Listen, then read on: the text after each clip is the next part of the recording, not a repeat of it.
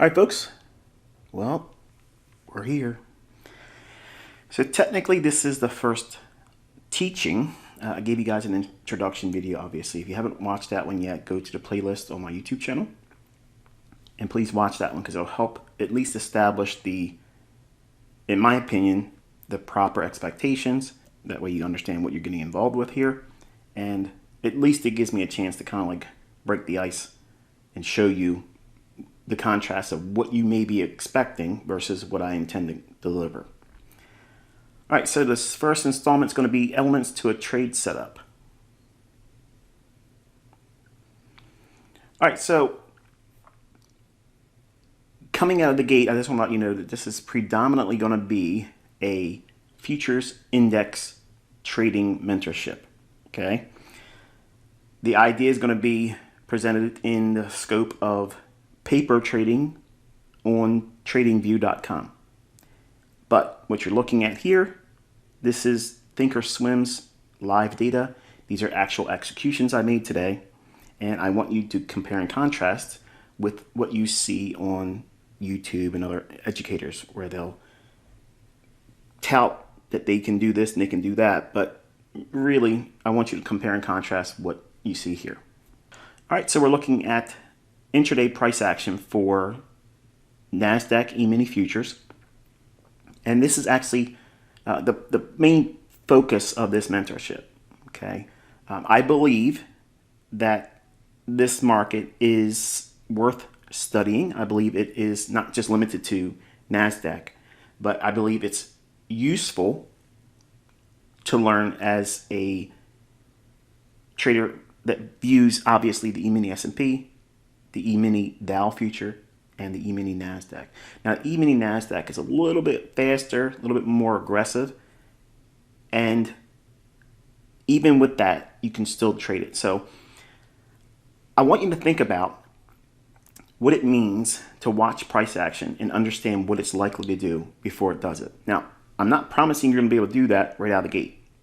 What I'm going to show you is the compare and contrast to how I can trade versus what I'm promising to teach you in this mentorship, how to find specific setups in your demo account, okay, or your paper trading account. I'm not trying to entice you to trade with live funds, okay, so that way we know this going in. The teachings will be predominantly through the scope of TradingView.com's paper trading module, or just hindsight data. Now, I already know some of you are, oh, here we go, the hindsight guy. Well, what you're looking at here is actually live executions from today, okay? And I want you to think about if you were able to trade a micro account and you were trading the NASDAQ and you were able to capture just one of these moves. Which one would you like to learn how to find? Obviously, you probably look at this and think, well, I'd like to do all of them. But I want you to think about which one really stands out off the entire chart. And this is a 1-minute chart. Which one really stands out? And I'll give you a moment. You can pause the video and unpause it when you're ready. Some of you folks never, ever pause it. All right, so obviously we can see how the market moves from here. Okay, 2 orders executed here. Whenever you see this, this is actually a reversal. So if there is a trade on long, it'll reverse and take you the other direction. Okay, and then this one here, this is a reversal as well.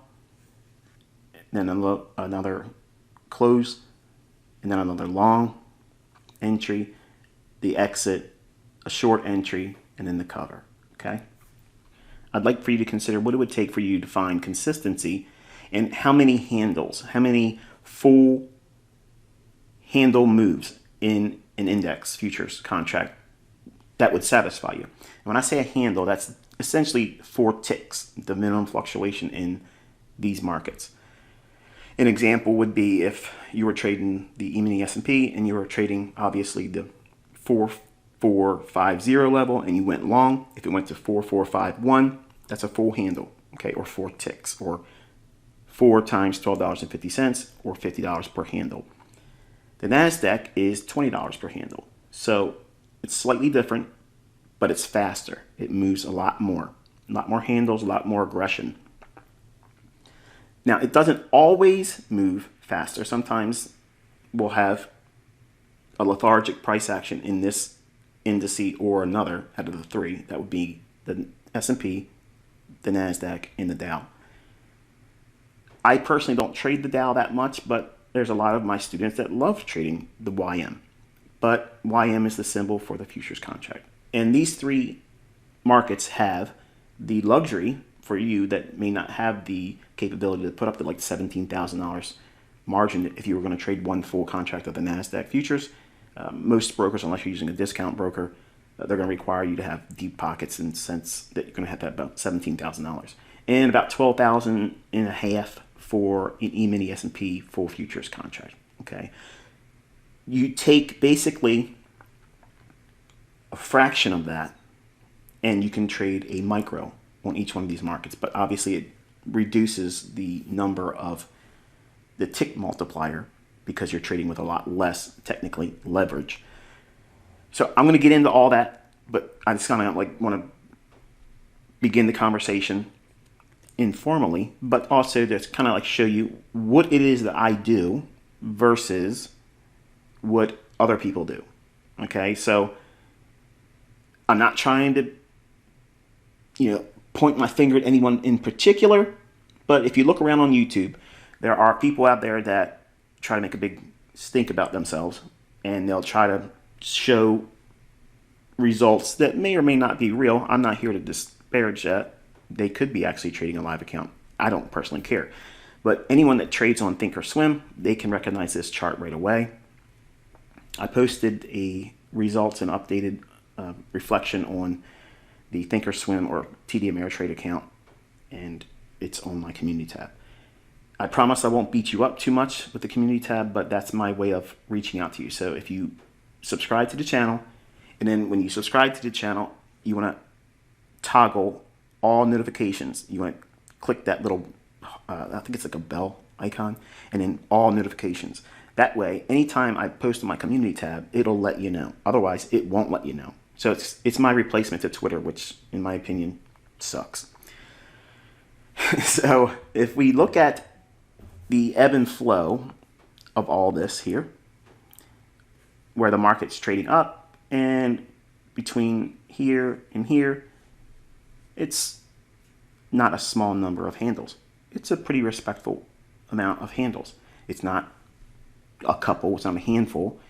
And then up here, it's a reversal, and then it comes back down, and I buy it back here in reverse. So I'm selling short here, and I'm buying long here.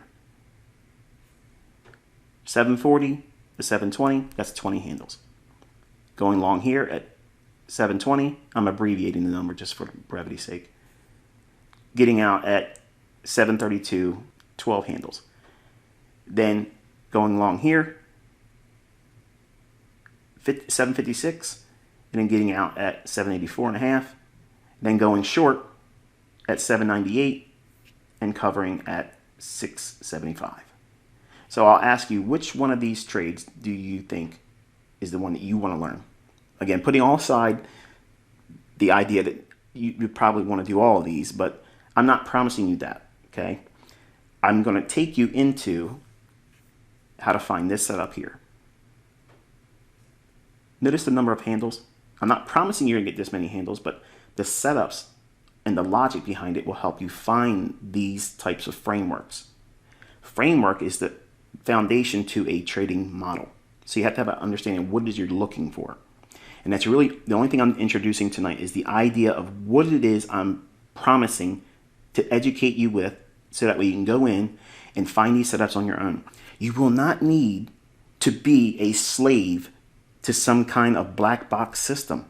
You don't need to be a part of some kind of signal generating gimmick. You don't need to be a part of a signal service. You can find these on your own, independent. That's exactly what I'm trying to frame in all of my students. I do that with my mentorship students that paid me for education. Now here you are in my YouTube channel. I'm telling you the same thing. I'm teaching independence. That way you're not requiring any hand-holding by me. Once you understand the rules and you go through the processes and things I'm going to teach you how to practice with, You will not need anything except for the chart itself. That's it. And that's how, in my opinion, and you can argue with this if you want, but I could care less if you could. Any of you would challenge the idea that independent thinking is not the best way of doing it. You want to be able to be unshackled, okay? And if you're part of a signal service, or if you're part of a approach that requires you to use a black box system, you're kind of held captive, aren't you? So if you look at this chart is clean, except for these little bubbles that actually show you the transactions. You don't really get any kind of, well, distortion from your reading of price action. I don't have a lot of graffiti on the chart, okay? But the main takeaway here is I want you to understand that I don't hunt for 3 to 5 handles and consider that legendary, okay? Now, can you be profitable if you take high frequency trades and you do those types of trades? Absolutely, that's what algos do. Algorithms do that. But I'm trying to show you, by contrast, that there is a way that you can find setups that are outside that parameter of very small little handles and doing lots of contracts.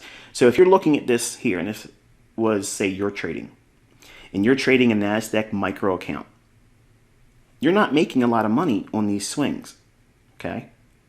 I'm not making a lot of money on these swings, but I'm able to find these swings, and it's not these small little increments, okay?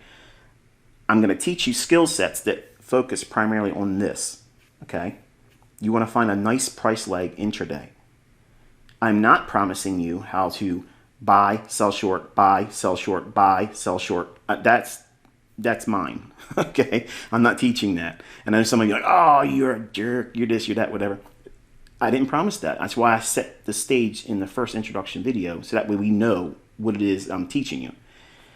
If any one of you here don't want to learn how to take this type of trade, you're welcome to not continue and turn this video off and go watch whoever, okay?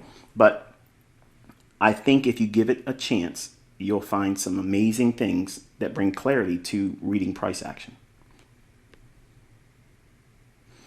All right, so we're looking at the NASDAQ futures March delivery contract, and this is a TradingView chart. And if you've never used TradingView.com, the way you would pull this symbol up is NQH2022, okay? And this is a weekly chart.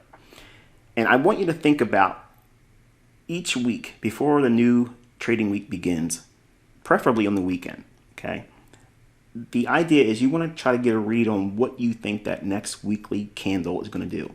Is it going to go higher or is it going to go lower? You're not trying to predict the close of the weekly candle. That's important, okay? You just want to see, before this weekly candle opened up, all we had was this indecisive candle, okay? Do you think that this candle that would have formed and opened here is more likely to go higher or lower?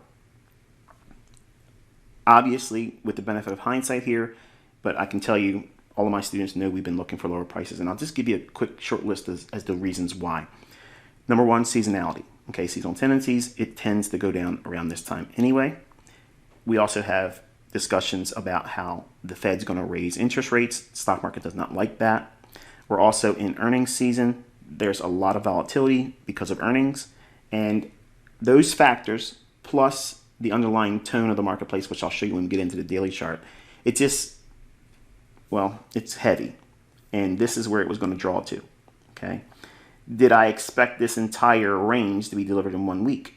No, that's not important. The point is I'm expecting the weekly candle to expand on the lower end, okay, or go down and gravitate towards this low, which it hasn't broken yet, but I think that's what we're probably going to aim for on Sunday's opening going into Monday's trading. So that's where I think it's drawing to. And that's the component I want you to focus on with your analysis. What is the market likely to draw to? When I say draw to, think of it as price being a paper clip, okay? And then you have this magnetic impulse that specific price levels and seasonality, okay, will put on price. It'll cause price to gravitate towards certain levels. And the measure of speed and magnitude that it moves to get to these levels, you learn that over experience. That's not something I can transfer. It's something you have to practice and see and study, and you get a rhythm for it, okay?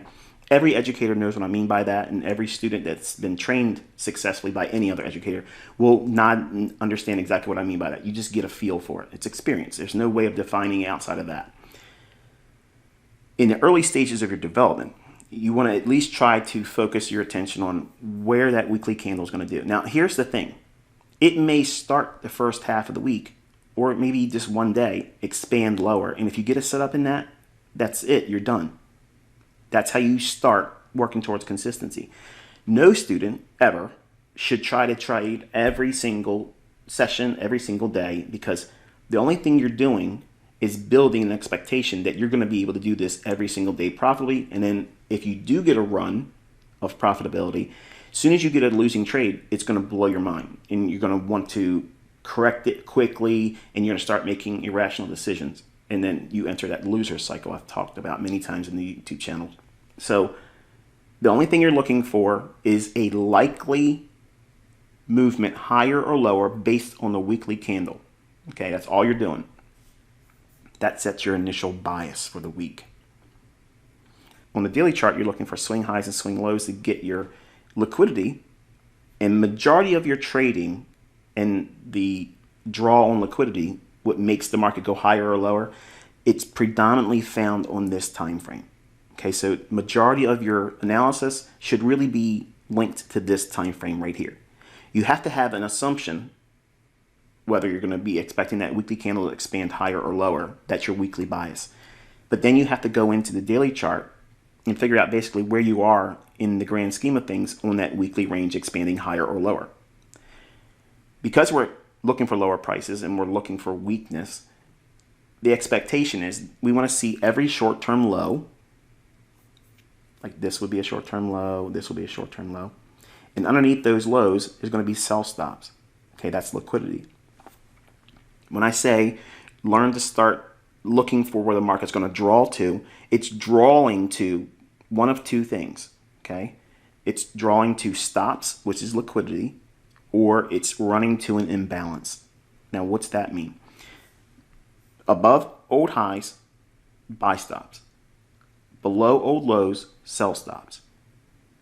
Imbalances is something like this over here, where you have one single candle pass higher, and the previous candle's high is here, and the next candle's low is here. So it only went up one candle, nothing moved down to overlap with that same delivery on that price candle there.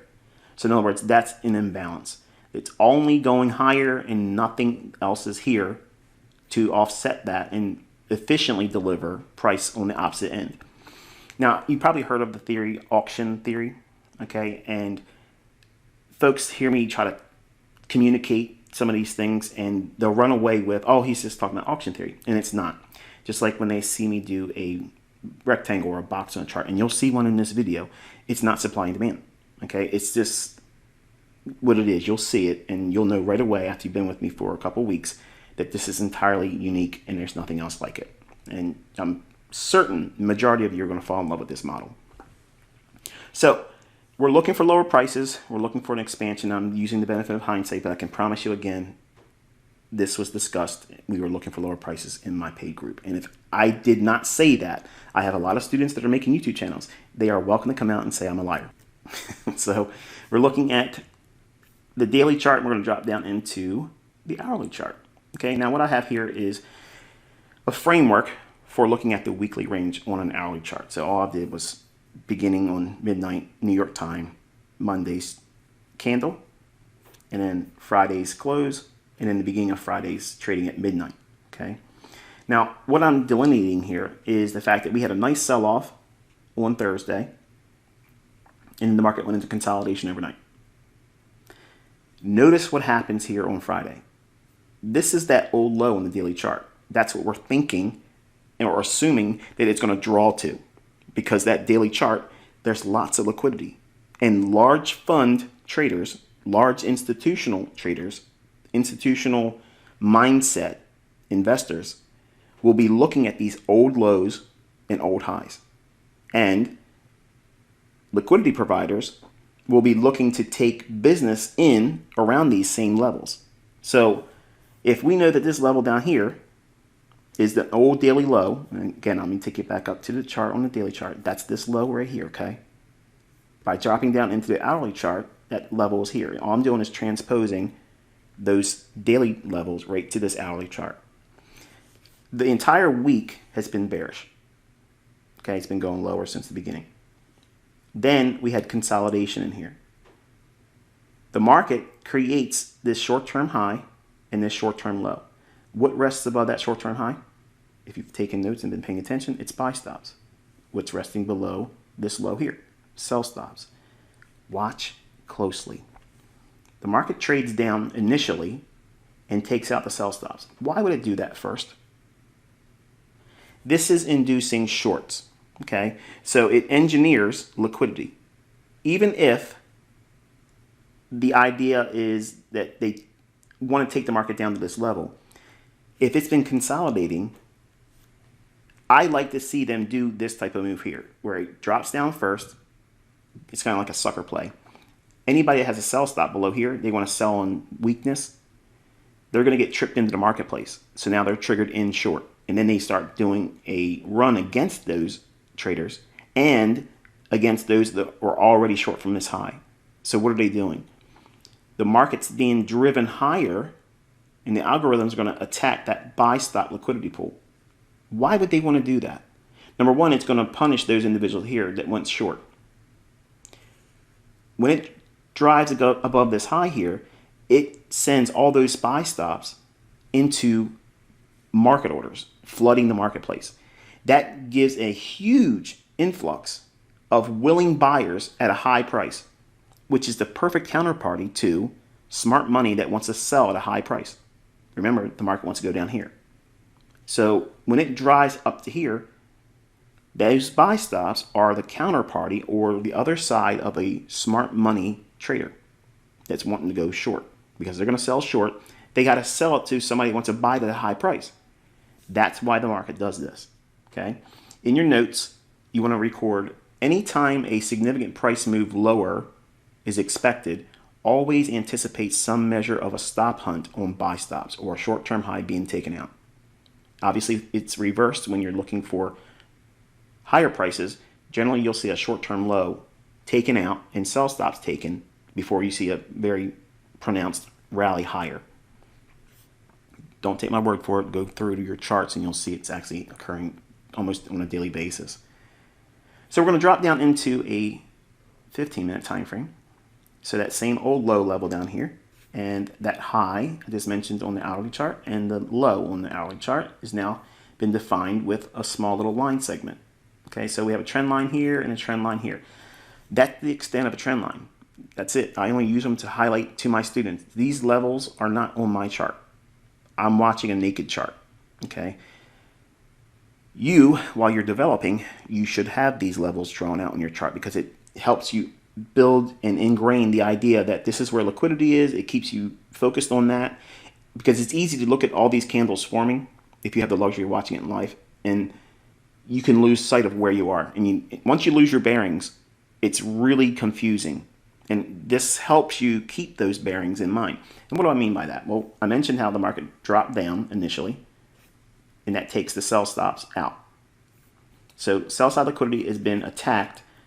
Traders are now tripped in going short if they sold on a break, trying to be a breakout artist. And then the algorithms go right back up to an area where it's been cleanly delivered relative equal highs. See how this high here, right before it dropped, is basically the same high here. Notice that? So retail traders see this and they trust it as what? Resistance. So the books always say, put your buy stop, if you're going to go short, right above a clear level of resistance. Well, these levels work for a short period of time, but majority of the time you see this event right here. And this is how I teach my students to go in there and look for those types of events, because what did I just tell you moments ago about looking for significant price moves? Before there's a significant price move of any real magnitude or importance, generally there's going to be a stop hunt that takes place right before that price delivery occurs. So what does it look like? You have relative equal highs, this high and this high. The market goes up when we're what? We're expecting lower prices on that weekly chart. We're on the last day of the week. It's already been heavy. It's weak. And the only thing it's been doing is consolidate. And the first thing it did was broke out to the downside, tripping what? Traders in a breakout to go short. So now they have traders caught on the wrong side, offside, and now they want to take the market up here, where those buy stops are going to be resting for those that were smart enough to sell short here or here and didn't get out below here. So the larger pool of liquidity is going to be resting here because it's in sync with the downtrend, and everybody that was short the day before, they seen this high form, and once it broke below this low here, they all rushed and trailed their stop loss right above that. And I understand if you're new and you think, well, this is easy to explain in hindsight, but I want to remind you, go back and look at the first slide I showed you. Those were actual entries. That's a live account through Thinkorswim. Charles Schwab, that was the clearing firm that did the brokers side of the business, okay? So I'm not showing you a demo account. I'm not showing you paper trading. Those were real entries, okay? They were real reversals, the whole business. But the main thing was I showed you that larger trade. This is going to be the framework that I'm teaching you how to find it, okay? But this pool of liquidity, once this occurs, you want to drop down to your lower time frames and start looking for something specific. And let's go into those lower time frames and find out what that is. Okay, here's a 2-minute chart. Why a 2-minute chart? Well, 2 minute, 1 minute, or 3 minute, or 5. 5 minutes still has a lot of room for imbalances to occur underneath that time frame. And what do I mean by that? The 1 minute, 2 minute, 3 minute chart tends to be the best for finding the imbalances for indices. Okay, don't take my word for that. Okay, if you're looking for high frequency setups intraday, the 1, 2, or 3 minute chart are just beautiful. They just offer a real good clarity. The reason why, because the high frequency trading algorithms are operating on nothing really higher than 3 minutes. But majority of the time, they're like seconds, okay? 15 second, 30 second, 45 second, 60 second intervals, okay? And what they're looking for are these small little imbalances. And what does that look like? Well, we have that run on the buy stops here, okay? Remember that old high here, the old high here, old high here. It runs right on through that.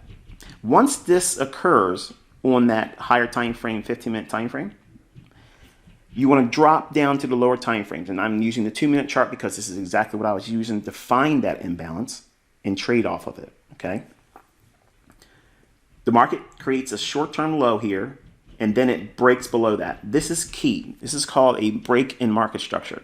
Now, the foundations and underlying framework is we're in a market that's what? Weekly bearish. We're expecting that weekly candle to expand lower. It's been expanding all week.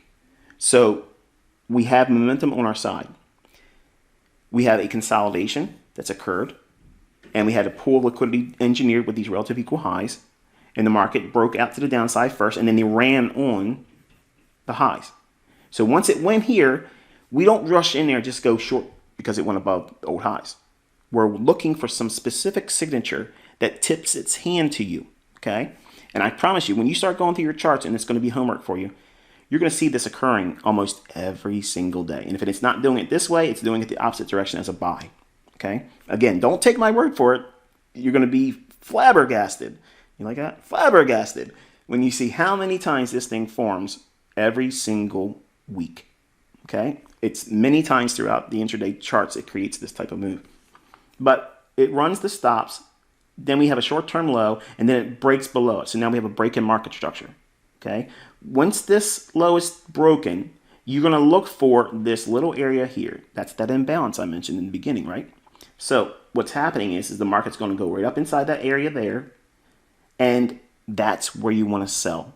Now, if you don't sell there, you can drop down to a lower time frame 1-minute chart. If this was a 3-minute chart, you can go down to a 1-minute chart and look for that to occur on that time frame as well. And it many times will form if you're looking at a lower time frame, like say this was a 5-minute chart, and you looked at a 1-minute chart, you'd find one down in here. It's a matter of scaling down in your time frames, because once you have an underlying premise to the market now likely to go lower, it becomes an easy thing to look for these types of things. So in your chart, once you're developing this idea and learning it, you're going to highlight this candle's low, this candle's high, and this right here is what I teach my students as a fair value gap. Okay, you don't have those in books. Okay, you don't have any of that kind of stuff out there. It's something I introduced back in 2016, and obviously a lot of people discovered how good it is, and they try to make courses with it. But I'm gonna not touch that right here. But the idea is, once it go up into that imbalance there, and once it does that, as soon as it enters that area, the algorithm that delivers price. Now, some of you may not know what that means, and some of you may not even agree with it. You may think that this is made up or it's contrived. I promise you, if you spend time with this, you're going to quickly come to the conclusion that there absolutely is an algorithm, and it's manipulating the markets every single day, every single tick. It's completely controlled, okay, period. You're led to believe it's buying and selling pressure. Now, if I go back and use that analogy where it went down here first, then go up here, some of you may argue, see, that's the buying and selling pressure. No, it's not. It's liquidity. Now, you may argue and say, well, we're arguing semantics. No, I'm telling you what's going on. This is the logic. This is how these markets book, okay? Once you see these patterns over and over and over again, it's very easy to execute on them. But the impulse to want to do it the first time you see it because you watched this video, that is going to be problematic for you. So you're going to have to do a certain number of weeks and months of back testing. There's no escaping that. You have to do it. Any skill set, any teacher, educator, system, whatever, okay, whatever they're going to give you, there's going to be some kind of growing period where you have to trial and error, fix the problems that you have about yourself. And I've literally taken your attention to a very specific framework and setup. Notice that? Some of you may think I'm still talking too much, but I'm taking you right into the heart of the matter. This is what it looks like. This is what you're looking for, okay? These are the fingerprints of that setup. These repeat. So if you know what they are and what those components are that make up this setup, you'll be able to find them. But focus on the imbalance after the market structure breaks. So this big candle here, it breaks down. Look at the next candle. It opens and trades higher and stops right there. So from this candle's low and this candle's high, when this candle starts trading, as soon as it opens and it runs right up into that, that's a short. You can go right in there, sell short, be done. Now, where's your stop going to be? Well, you can put it above this high here, or you can put it above this candle's high, whichever your risk parameters allow for, okay? If you're trading the micro, which is, again, it's not a lot of money per tick, so the multiplier for that is very, very small. If you trade the larger full futures contract, and if it moves 100 points, and they can do it real quick, it can burn you pretty bad. So you may have the leverage to trade with a discount broker. Okay, you may have the initial margin to trade with a discount broker, but you may not have the wherewithal and the skill set to navigate this market. And that's the only thing I'm trying to provide here as an alternative, because there's a lot of individuals out there that will promote the idea that you can go out there with a discount broker and just clean up. Yeah, if you know what you're doing. But you don't need a discount broker to be profitable. Okay? Looking at this further, we're going to look at the logic in here. And I want you to think about, after this forms and you see that as your choice setup or entry, if it starts to move lower, you can still get in it. There's no reason not to think that you can't get in it here or in here. It's close to or in close proximity to where that area is as an entry. Once we take out a low, though, once that occurs, then it becomes a matter of your chasing price. And if you try to get in, especially if you use a market order, you may see it trade right to this low and say, okay, now I believe it's going to go down. You put a market order and sell short, and then slippage gets you down here. And it creates a larger area of risk that you have to assume, and it's problematic. You want to learn to trust going short when the market's going higher, and that feels scary at first. But once you start seeing this pattern form, it becomes easy to trust it. And in fact, you want to be doing that. You want to be selling short, expecting lower prices right when the candle's going up. And retail traders can't grasp that many times. It's just like, it goes against the logic because they think, I got to have confirmation. All the books say I have to have confirmation. And that's somebody that's coming in late. That's someone that doesn't know how to read price. They can't really follow it. And usually they're the people that will trade short with additional sell stops. They'll put sell stops below the marketplace, and then that's the momentum entry for them. And it's kind of like a no-brainer. In fast markets, it works. But if you don't know what you're doing, you try to do that in a market that's consolidating or about to reverse, it hands you your backside. Okay, so if you're looking at this framework here, and we've taken the buy stops, we have our entry pattern here, what would you be looking for as a downside objective? Well, I'm going to teach you the liquidity matrix. Okay, and sounds pretty cool, sounds neat and all that, but watch what it is. This here is your range. This is the low of the day, and this is the high of the day thus far.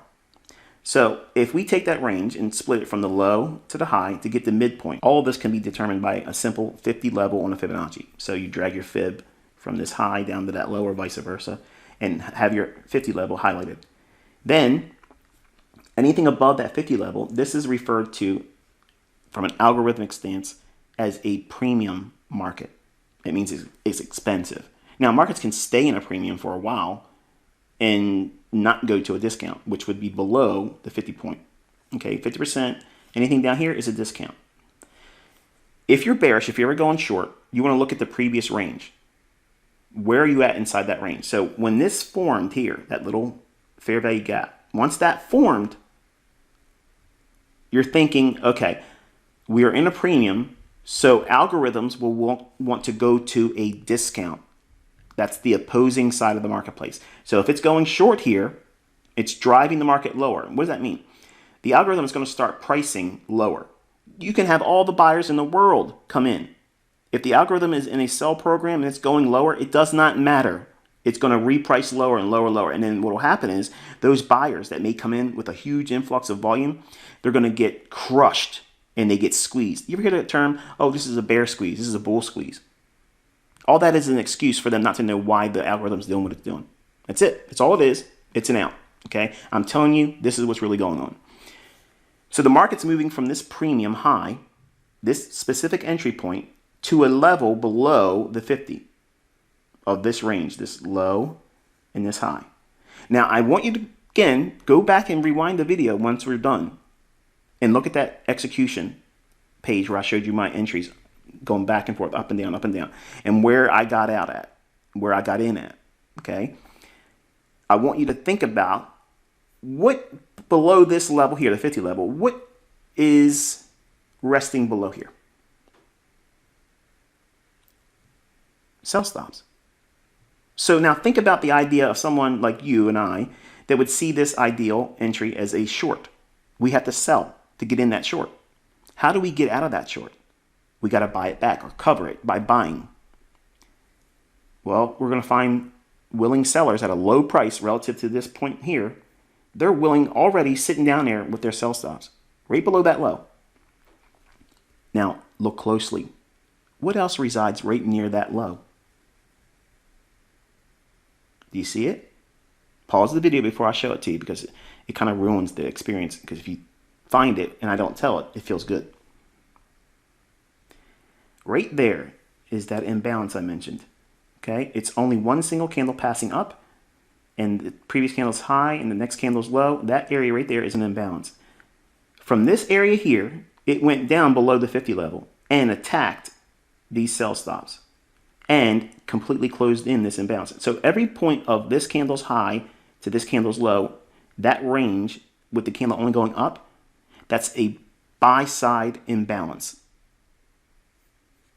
It has to have an equal delivery to be efficiently priced and booked by the algorithm. It goes down and completely closes it back in with down movement. Notice the candle on this here, it opens and then trades down. So it fulfills its role of balancing the buy side offering, now the sell side offering. So that is an efficiently delivered price move. Precision elements from the entry here down to here.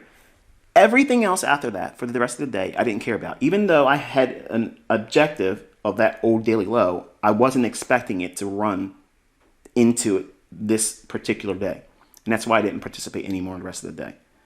In hindsight, I wish I would have left a small position on and just let it go. But you're going to have that. You're never going to be right about everything all the time, every single day. You're going to leave things on the table. You're going to get in too early. You're going to hold too long. You're not going to buy enough or you're not going to sell enough. There's always going to be some reasons why you didn't do something right. So don't beat yourself up about it, okay? But if you can find elements like this repeating in the price action, can you agree with me that that is amazing precision? And this is the logic I used to do that trade The very trade that I showed you that was the largest one in the example of saying which one would you rather learn how to do. I basically just handed you an ATM machine. Okay? This repeats every single week. Every single week. Now, I want you to count the number of the handles in this move. Let's say you got in at, say you got in at 800, 14,800. It started to go down, you trust it. Okay, we're going to go short. Ideally, you want to enter as it goes into that, but it's going to take time for you to trust that. But let's say you got in at 14,800. If you got out down here, like I did, I exited as it went right to the top of that range, right here. This range here, that's the top of it. Once it went below that, that was it for me. That closed the trade. Is that 5 handles? Is that 10 handles? Is that 20 handles? Is that 30 handles? Is that 50 handles? No. It's over 100 and some. Now,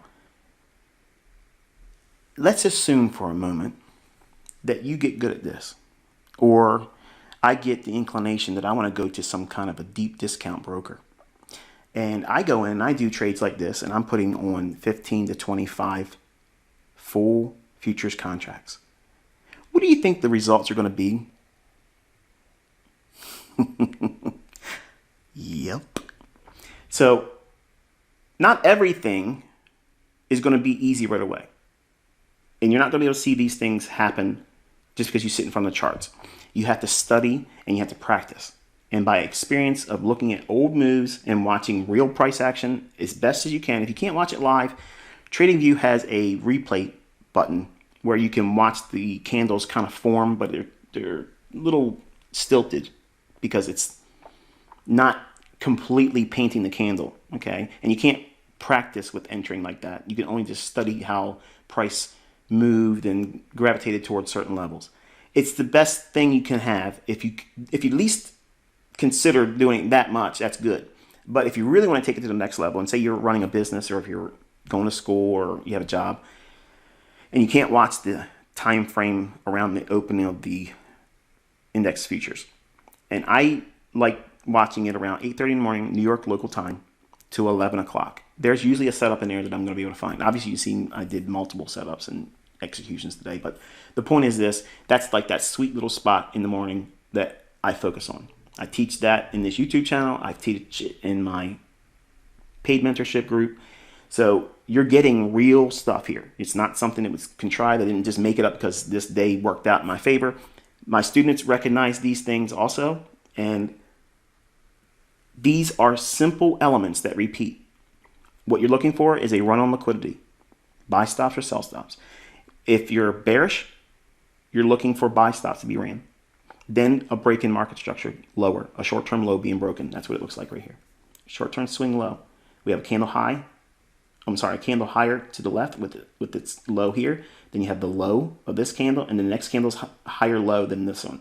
So you have a swing low formed. If you have that, and then you have a break below that, if it happens that creates a gap like this, that's what you're looking for. When it trades up into that, you can go short. Or if you want to use sell stops, you can use a sell stop in this candle here, and this let it trip you in, and then use the high of that candle as your stop. That may be too wide for you, but I mentioned the logic around this is you're using a micro.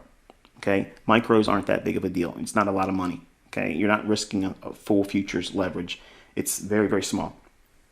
So if you're looking at these types of setups and you can find them forming repeatedly over and over and over again, and you study them, you're going to see that you don't need to get these little 5 handle moves, these little 10 handle moves. You can make a living doing that. Don't get me wrong. I'm not trying to say that people cannot be profitable and wildly profitable. But when you learn how to do something like this, and you're able to pull down this number of handles, and then you have sound money management, nothing compares to it, folks. These are the things that I use when you watched when I was on Twitter and I ran up the demo accounts really high. These are the types of setups I was using.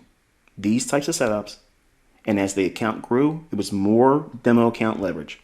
Well, I'm not using a demo account right now. I'm showing you with a Thinkorswim.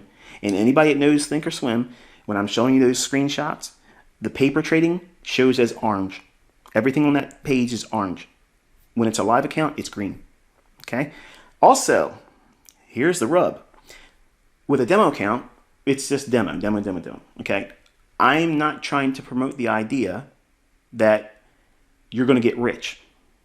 Notice that account hasn't gone bonkers. It hasn't ran up to $1 million, because this mentorship is to hopefully inspire you to pick up a skill that, if you deem it useful and you decide at your own discretion and your own timing, and you assume that risk on your own, because I'm not going to tell you to do this, if you decide to get really good at this and you put money behind it, that's a skill set that could, I'm not promising, but it could alleviate some of the problems with what I believe is coming in terms of financial hardship, not just in America, but everywhere. Jobs are getting harder and harder to have. The economy's a mess. So how do we answer that? How do we get another income stream coming in? This is, in my opinion, this is one of the ways that you can at least investigate the idea of doing it. All right, so I'm going to give you some homework in closing. I want you to go through all of the E-mini futures contract charts, okay? Just like I showed you here. These time frames, go back and look at the presentation and see what the time frames I gave you. Listen to what I gave you in terms of audio commentary. That is enough. In fact, I gave you a ton. And it may have your head spinning if you're brand new to me, or if you're brand new to technical analysis or trading. You may feel like, man, this is too fast. Do not send me an email. I promise you the lessons I have planned will help eliminate and answer majority of the things you're going to ask.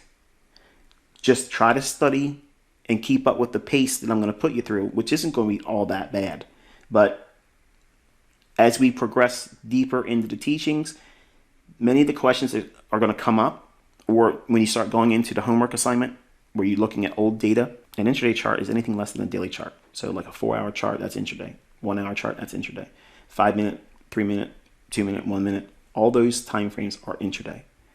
What you're going to be looking for are breaks in market structure after a pool of liquidity. Okay, buy stops or sell stops have been taken in an opposing direction of your weekly expected range. In other words, are you expecting higher prices or lower prices on the weekly range?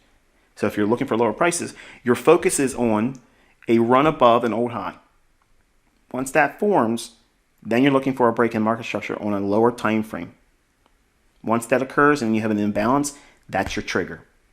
Okay, and then you split that range that was created, find out where the 50% is, and then if you're selling short, you want to find something like an old low or an imbalance to aim for as your target. And you want to get the closest target. Don't try to get fancy and say, okay, well, I think it's going to go down to that lowest low, and try to use that for your exit. Because sometimes these markets can deny you that. So low-hanging fruit is how I teach.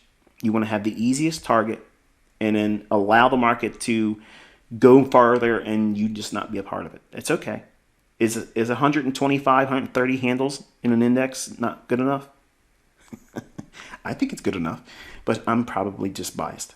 But the homework assignment is, again, you going through the charts using the logic I framed in this introduction lesson, looking for break-in market structure. I also have lessons in this YouTube channel that talks about market structure breaks and things like that. And then you're going to look for the imbalance in price, which is that fair value gap. Then you're going to determine where an opposing high or low resides, then log and backtest the number of handles you see in hindsight examples. In other words, how much did it offer? And you're going to get a collection of doing that. The next lesson, I'm actually going to show you how to go back into the charts and look for them, how to log them in your journal, and give you more insights about how you can find these setups that repeat every single week. Okay, so again, I'm going to build on this foundation in the next episode. The next episode will be next Tuesday, and the time upload will be 10 o'clock New York local time. Hopefully you've enjoyed this one. Until I talk to you next time, I wish you good luck and good trading.